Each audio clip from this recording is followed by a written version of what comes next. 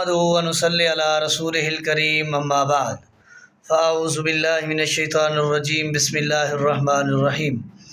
معزز سامعین و حاضرین، جیسا کہ آپ اس بات سے بخوبی واقف ہیں کہ رمضان المبارک کا مہینہ چل رہا ہے، اس مہینے میں بقیہ مسائل کے ساتھ ساتھ فضائل کے ساتھ ساتھ ایک مسئلہ یہ بھی درپیش ہوتا ہے کہ فطرانہ کس کو دینا چاہیے، کتنا دینا چاہیے، کب دینا چاہیے۔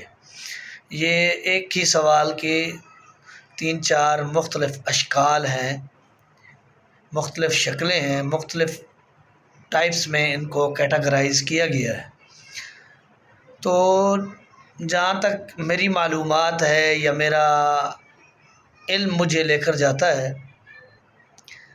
تو فطرانے کے متعلق نبی علیہ الصلوۃ والسلام کا فرمان ہے کہ اجناس میں سے کسی نوع کو یا کسی جنس کو بطور فطرانہ دے سکتے ہیں۔ اب سوال یہ ہے کہ اجناس کون سی ہیں؟ ان میں گندم ہے، جو ہے، مکئی ہے، اس کے علاوہ چاول ہے، کشمش ہے، جو بطور اجناس کے ہم استعمال کرتے ہیں۔ اب ان میں سے کتنا دینا ہے؟ نبی علیہ الصلوۃ والسلام کی حدیث صحیح بخاری کے اندر تقریباً 2.5 کلو کے برابر ہے، یعنی ایک فرد کی طرف سے فی کس 2.5 کلو اجناس میں سے دینا ہے۔ اب سوال یہ بھی بنتا ہے کہ وہ اجناس ہی دینی ہے یا ان کی قیمت بھی دے سکتے ہیں؟ تو علماء کرام نے قیمت کی بھی اجازت نکالی ہے کہ اجناس اصل صورت میں دے دیں تب بھی ٹھیک ہے، اگر اصل صورت میں نہیں دے سکتے ان کی قیمت کر لیں تب بھی ٹھیک ہے۔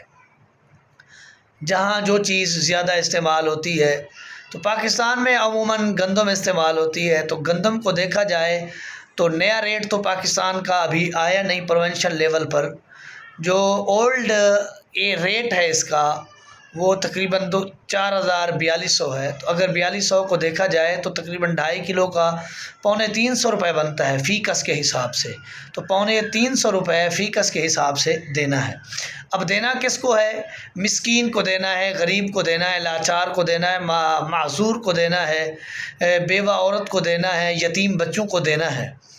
لیکن اس کے ساتھ یہ بھی خیال رکھیں کہ یہ یتیم بچے، وہ بیوہ عورت، وہ مسکین مرد، معذور مرد ہے یا عورت ہے، جو مسکین ہے وہ خود فطرانہ لے رہی ہے، لیکن اس کے لیے بھی لازم ہے کہ وہ اپنے افراد کی طرف سے فطرانہ نکالے، یعنی کہ اس پر زکوٰۃ والی شرائط لاگو نہیں ہوں گی، یعنی جو شخص خود فطرانہ لے رہا ہے وہ بھی فطرانہ دے گا۔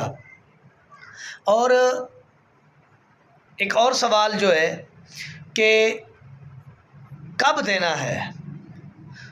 وہ رمضان شروع ہونے کے بعد جب بھی آپ چاہیں دے سکتے ہیں، زیادہ لیٹ بھی نہ کریں، کیونکہ جن کو دینا ہے ان کی ضروریات ہیں، وہ ضروریات آپ کے دیے ہوئے فطرانے سے پورا کر سکتے ہیں۔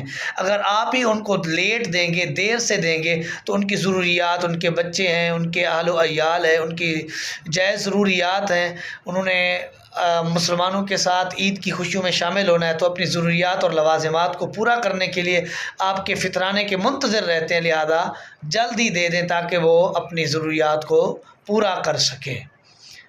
ھذا ما عندی واللہ اعلم بالصواب وما توفیقی الا باللہ۔